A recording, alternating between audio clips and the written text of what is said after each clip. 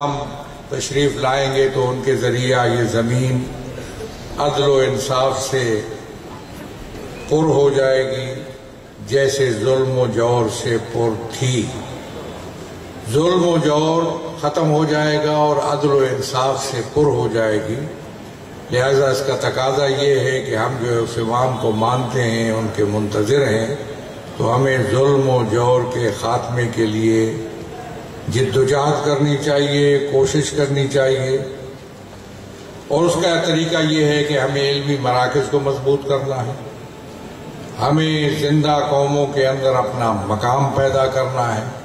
قوموں کا تشخص، قوموں کا وقار، قوموں کی حیثیت بنتی ہے، قوموں کی پہچان علمی مراکز کی مضبوطی سے بنتی ہے۔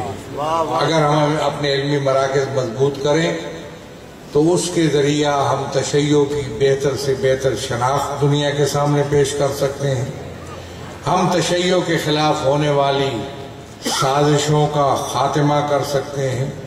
لہذا ہمیں اپنے علمی مراکز کو، دینی مراکز کو پھیلانے کی اور مضبوط کرنے کی ضرورت ہے۔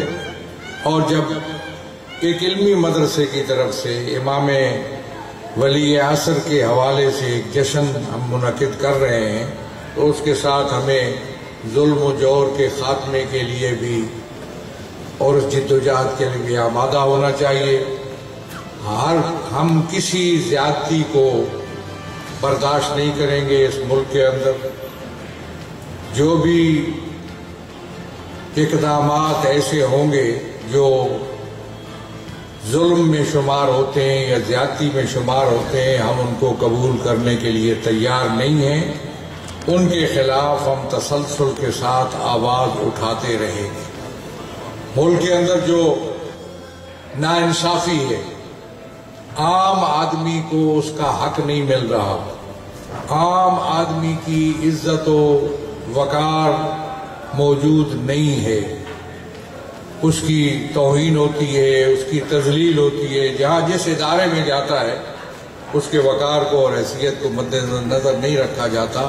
انسانی شرف کے لیے، انسانی وقار کے لیے آواز اٹھانا میں سمجھتا ہوں بہت ضروری ہے، تاکہ ظلم کا خاتمہ ہو، عام آدمی کو انصاف ملے، عام آدمی کو اس کا حق ملے، عام آدمی جو مختلف مسائل اور مشکلات میں مبتلا ہے اس کی مشکلات اور مسائل حل ہوں۔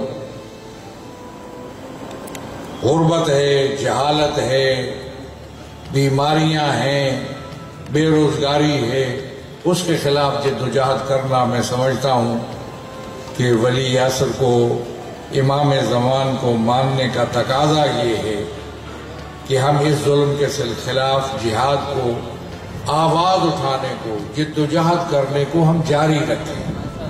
تب جا کر ہم ان کے لیے زمین ہموار کریں گے اور ان کا ظہور انشاءاللہ ہوگا، اور ہم سب ان کی زیارت سے انشاءاللہ مستفید ہوں گے۔